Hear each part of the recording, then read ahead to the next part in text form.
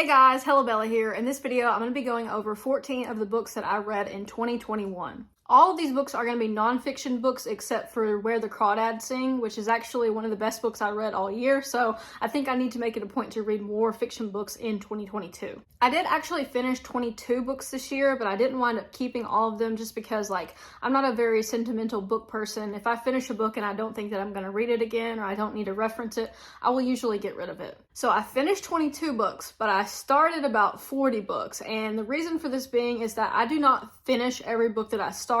I think if a book is not engaging or interesting, it's really not worth it for me to keep reading the book. I think I might be one of those overly critical readers who looks at way too many reviews before they actually go and buy a book. I can definitely see a pattern in the books that I read this year, with the focus being mental health, film and photography, and some human rights. I try and educate myself on issues so that I can keep up with it, especially when it comes to voting for things. So these 14 books, you should know that I actually finished and I really enjoyed, and that's why I want to share them with you guys. I'm going to talk briefly about the high points for each book and what I think it would be good for and kind of what I got out of the book overall. If you're thinking about doing a reading challenge for 2022, I would highly encourage it, even if you're just going to start out with doing 12 books, so one book per month. I think that reading is still one of the best ways to learn, one of the best ways to gain perspective, and maybe even one of the best ways to kind of go on a little adventure from somebody else's point of view.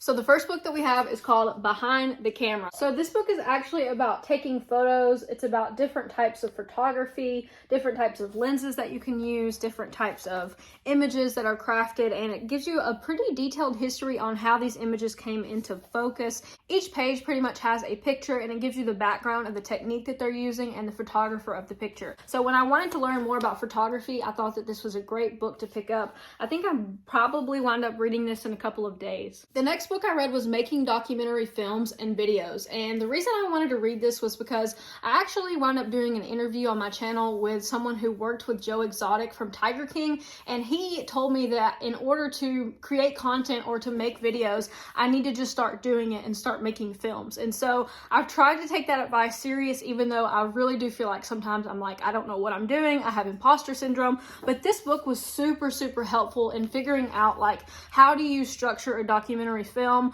what is a documentary, and how is it different from a TV show, how is it different from a reality show, and what does a documentary set out to prove. Probably one of the best things from this book that I learned was how to create a script for your documentary, how to create a framework for it, and how to interview people. So when you are interviewing people, you want to ask them leading questions that are not yes or no answers, some questions that they can actually talk about or expand on the ideas.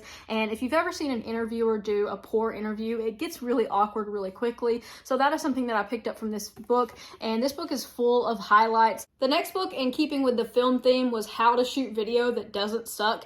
I wanted to do this for YouTube because I'm such a person who wants to get better at their craft. Even if it's something that's just a hobby for me right now, I'm trying to figure out how I can make myself better in every way, at least a little bit better each time that I make a new video. So this book is broken down into 100 different ideas, and I really like the way that they did that because it's sort of small snippets of things that you can do to create better content. One of the ideas is always leave them wanting more. So always kind of hint at other things in your videos, and you'll see this a lot on YouTube where people will kind of hint at something that's going to be in the next video, and that can actually lead to you getting more subscribers. He says to create mystery and intrigue, make your shots raise questions instead of answering them. So some of the most interesting movies that I've ever watched, I find myself in the movie thinking, what is going on? What is happening? I don't understand what's going on. And that is sort of what makes an interesting movie or an interesting film, is just kind of wondering what is going on.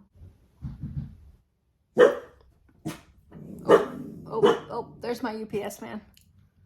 If there's one thing I've learned this year, actually, was that you need a script when you are making YouTube videos. And it doesn't mean that you need to script every single word. I'm not scripting myself right now as I'm saying this, but you need to hit key points in order to stay on track. And that's one of the points in this book, was basically a script is nothing more than a written version of your video, including the spoken lines and a short description of the visual. He says by having a script, you're going to cut your costs down. Script writing is definitely something that I want to learn more of this year. I think that I'm going to make it a point to maybe even order a book specifically on script writing, because as I get more into YouTube, I'm learning that there's so many ways that you can make videos more pleasurable for your audience, especially by not wasting their time. That's a big thing on YouTube, is like these 2 or 3 minute intro videos that I see people put on their channel, while they may, be enjoyable for them to make, are not very enjoyable for viewers to watch. So what I'm trying to do is to cut my content down to the best possible content that I can show people, and then just kind of go from there. Okay, switching gears, I actually read several of these kind of books, these film and photography books,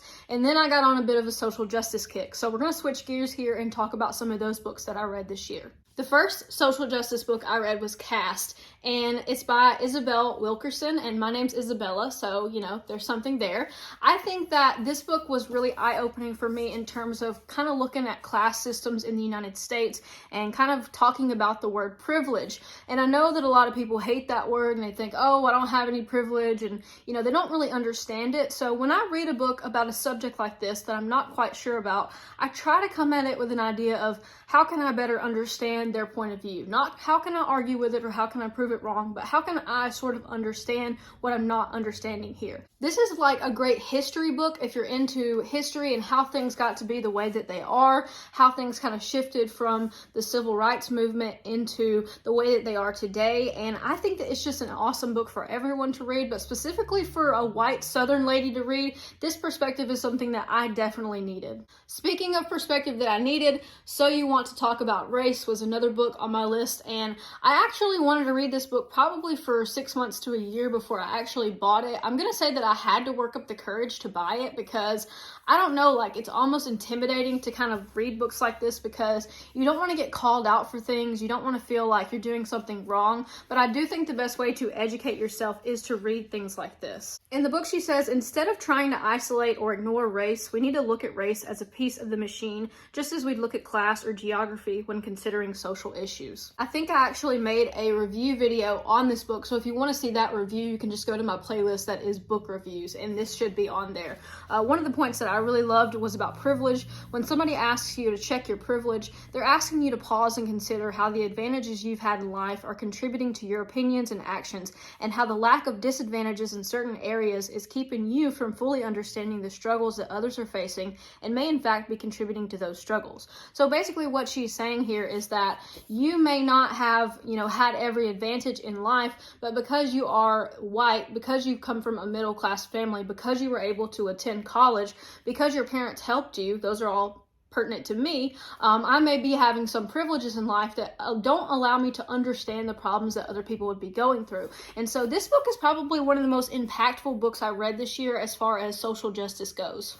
Next up is Uncomfortable Conversations with a Black Man. I also have a review video on this, and his entire YouTube channel is freaking amazing. He interviews people, and he has this video series called Uncomfortable Conversations with a Black Man. And in this book, he's really addressing some of the things that our society is sort of afraid to talk about and afraid to ask. And I think that it was just a super helpful book for me in terms of, some of the questions that I've probably always had in the back of my head, but I knew better than to ask them. And all Black people are not your door to the world of knowing about Black culture. It's our responsibility as white people to figure out these things for ourselves. And, we don't want to put too much emotional stress on our Black friends and our Black family to answer all of these social justice issues. It's our responsibility to read books like this and figure it out on our own. Next up on the list is another book that is sort of special to me. It's called American Prison, and it is about a reporter who goes undercover and goes into a Louisiana prison as a guard. I don't think I've ever shared this on the channel before, but my dad has actually been in prison since I was 12 years old,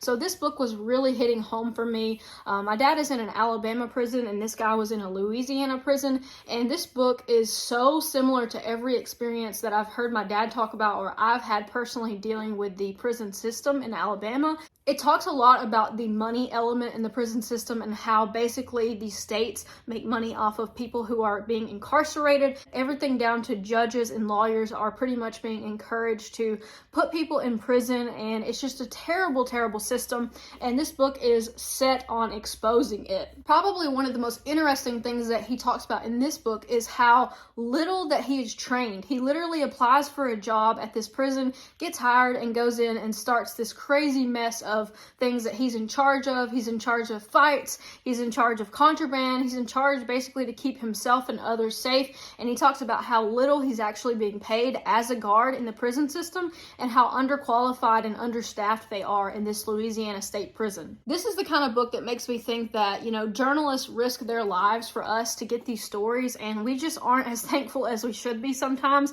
This guy really went above and beyond, and he really did suffer some like mental health side effects as he was doing this. You could tell that working in the prison really did start to wear on him emotionally, as he talks about in this book. He did an amazing job uncovering what was going on in this prison and then bringing these issues to light, and there's still so much to fix in the prison system, but I think books like this are just something that is going to be something that we can look back on for decades and say, look, we knew this was going on and nobody is really doing anything to stop it. Speaking of things that nobody's doing anything to stop, this book is about foster care. This is called Another Place at the Table, and if you want to cry, this is the book for you, because it is really sad but really rewarding, which is what I think foster care probably is for most foster parents. It is about basically this woman who, you know, she has her own kids and then she starts becoming a foster mom, and it's about a couple of the different stories of the kids that she winds up adopting, the ones that go back to their parents, and it really does shed light on how the foster care system works, about how, you know, she had to pretty much figure out everything for herself. There wasn't any extra money provided for her pretty much to raise these kids. A lot of this was from out of pocket that she had to pay. When I was thinking about doing foster care, this is one of the books that really helped me kind of lean towards a no decision, because I just felt like it was going to be so emotionally taxing that I was not going to be able to handle it. She also talks about the children who had severe behavioral issues and how she dealt with that, and, you know, kind of feeling like she had to protect her other foster children by getting rid of one of her really bad foster children. And it was just sad to see, you know, that kind of environment where a child is not even 10 years old yet and they're already so far gone and so hard to reach that she literally didn't want them to be around her other kids. I really liked her writing style. It's kind of like you're just sitting there talking to her in her living room. Like, this is how I would like to find out about foster care if I had no information about foster care, because I think foster care is amazing, but when you're starting to do foster care, they really don't tell you all the bad things that can happen. You will find that out from other foster parents, but this book is definitely a tell-all on what foster care is like. Next up, we're shifting to some mental health kind of focused book. This is The Road Back to You. This is about the Enneagram. So if you're not familiar with the Enneagram, this is sort of like a personality test. So you can be type 1 through 9, and it's based on kind of the way that you are motivated, and you can figure out what type you are. You can figure out what type other people are, like people in your family or people who are your coworkers, and then theoretically you can use their type to kind of understand and better communicate with them. So I am a type 3, which means that I am the performer. I like to be perceived as successful. I take a lot of pride in my work. I like for people to see what I'm doing, which kind of makes sense, right, considering I have a YouTube channel, but I'm very motivated by the picture of success. 3s have more difficulty recognizing and connecting to their feelings than any other number on the Enneagram, so that's kind of interesting to learn about myself. Early in life, 3s pick up the wounding message, you are what you do, and as a result, they become high-performance achievement machines, striving to excel and be acknowledged for their accomplishments. So this book helped me learn a lot about myself, but my friend actually is the one who told me about the Enneagram and kind of said, like, I'm this type, and I think that you're this type, and we should both figure out, like, what type we are to see, like, you know, like, what type are our parents, what type are the people that we find ourselves dating, and kind of use that information to get a little bit more clarity in how we interact. And I think that, you know, any of these personality tests, they're just tools, but they can be really eye-opening as to how you're motivated. It's kind of like the Myers-Briggs test in that, you know, it gives you a little bit of insight as to who you are. This book is called Whole Again, and the subtitle is Healing Your Heart and Rediscovering Your True Self After Toxic Relationships and Emotional Abuse. And I will say that, you know, I've been in a lot of relationships where I didn't think I was being abused But at the end of the day, there were these mind games that would keep going on that I would think like, I don't know, I just kept second guessing myself, I kept questioning myself, and I even found myself like thinking and doing things that I wouldn't normally do. And so I kind of realized, I've gotten into some unhealthy patterns in relationships in the past, and I think it's best to be proactive with that kind of thing. So that is why I did wind up reading this book. And this book actually wound up being really good. I was not familiar with this author. I think that he's one of those, internet author kind of blog post writer / turns into a book writer, but this book actually was very good. He talked a lot about how he found himself in an unhealthy relationship and how much blame he put on himself for the relationship not going properly. And he also talked about, when you're dealing with a narcissist or you're dealing with people with BPD, you really are not in control of how they feel, even though they make you think that you're in control of how they feel and they make you think that you can fix everything. He really talks about, how you have to remove yourself from that situation in order to even gain clarity. One of the things that really resonated with me, he talked a little bit about childhood PTSD, which I've talked about on this channel before that I definitely have. He said there's often a sense of hypervigilant, being constantly alert and unable to feel vulnerable or safe. So this has been me my whole entire life. Like if I go into a room, I get nervous if I don't know the way out. I don't like for there to be too many people that I don't know. I basically don't like to be in situations where I cannot control what is going on. I'm just one of those people who needs to observe and look around before I'm comfortable being anywhere that I'm not familiar with. And part of that stems from having a traumatic childhood. Those feelings stay in you. They don't really leave, and you can find coping skills to deal with it. But at the end of the day, it's just something that I've kind of always had to deal with. So seeing him bring it up in this book as it relates to relationships was actually extremely helpful for me. He also talks about love bombing in this book, which is like a pretty popular term now, but in the past, I don't think it was. He says that like all the attention and focus of the world is on you, this comes from love bombing, flattery, constant communication, grandiosity, and personality mirroring. Basically a completely inappropriate amount of attention, but it feels good. I've definitely fallen victim to this where people were really, really nice to me and just like really wanted to be with me all the time. And I felt like, I couldn't get any space. I felt like, I don't know, like I was almost being smothered, and, in time the relationship would unravel and things would come to light, little things here and there. And I think that part of the way that abusers will do this is they'll get really close to you and then they'll start that process of trying to break you down or trying to manipulate you.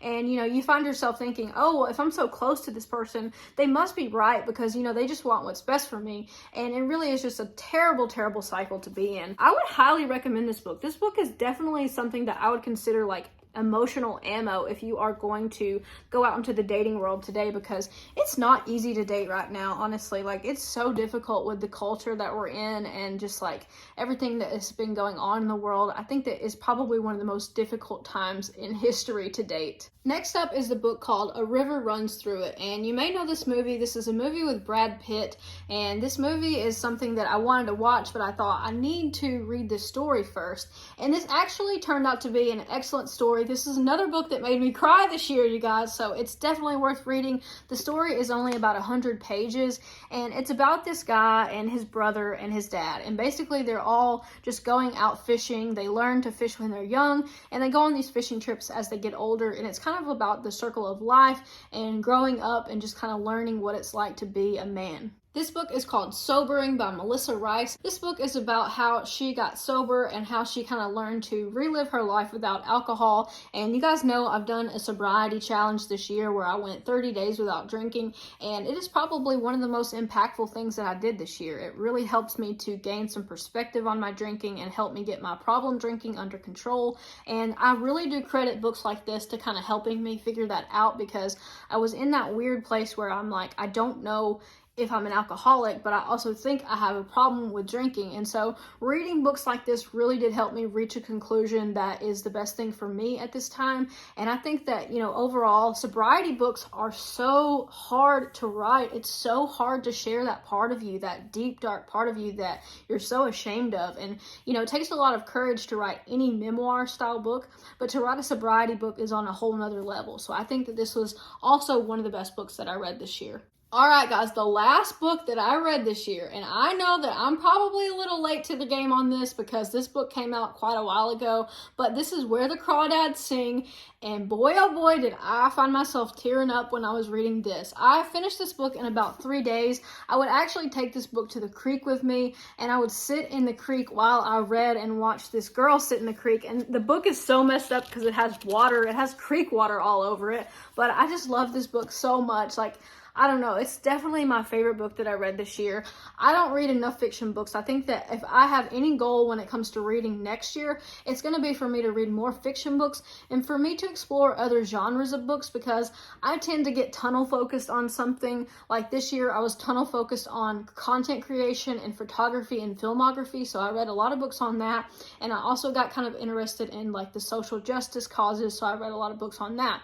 But if there's anything that I could do better next year in my reading, I think it's going to be to give more different types of books a shot and maybe not be so critical about the books that I read, because I do have a bad habit of just going on Goodreads and reading all the bad reviews for a book and talking myself out of buying it. I really do hope that you guys have enjoyed this video. I wanted to share part of my year with you, and this was the best way that I could figure out how to do that. I think that reading is something that makes me me, and I think that, you know, overall it's one of my best habits. I read and journal every week, not every day, but at least once a week I will make it a point to read and journal. I would absolutely love it if you would share your favorite books that you've read this year, or maybe even the books that you plan to read in 2022. I'm always looking for new suggestions. I am a super fan of self-help books, but I think maybe it's time to branch out to some other book categories. Thank you so much for letting me share my 2021 books with you guys. I appreciate everything that you've given me throughout the year. If you subscribe to the channel, thank you so much. If you've given this video a thumbs up, thank you so much.